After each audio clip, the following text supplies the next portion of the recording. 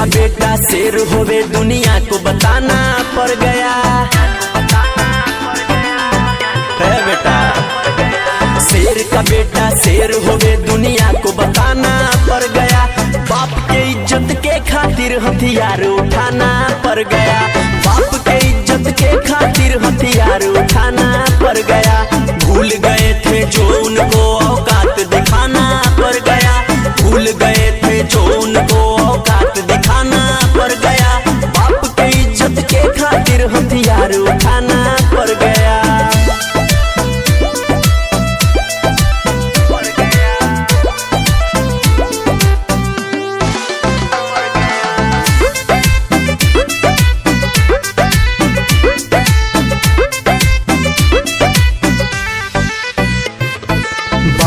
हमें सिखाया अपने से कमजोर से लड़ना नहीं। गलती हो या सही किसी भोसड़ी वाले से डरना नहीं। बाप ने हमें सिखाया अपने से कमजोर से लड़ना नहीं। गलती हो या सही किसी भोसड़ी वाले से डरना नहीं। डेट पे जाने के उम्र में तारीख पे जाना पड़ गया।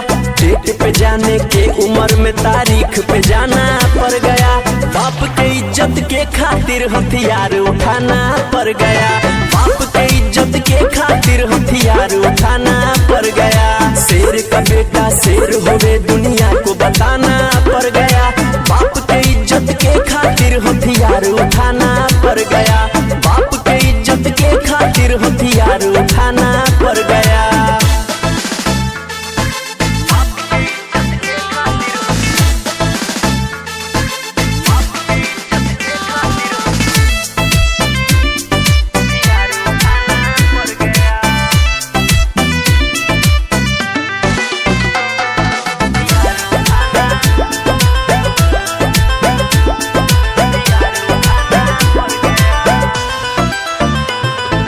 पंचायत में सबके खातिर बाप हमारे लड़ते हैं।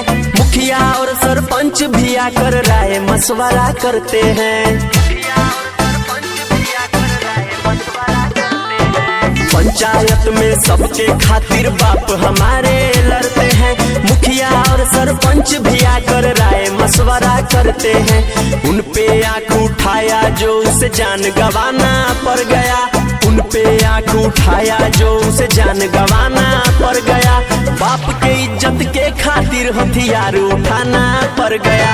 बाप के इज्जत के खातिर हथियार उठाना पड़ गया। शेर का बेटा शेर होवे दुनिया को बताना पड़ गया। बाप के इज्जत के खातिर हथियार उठाना पड़ गया।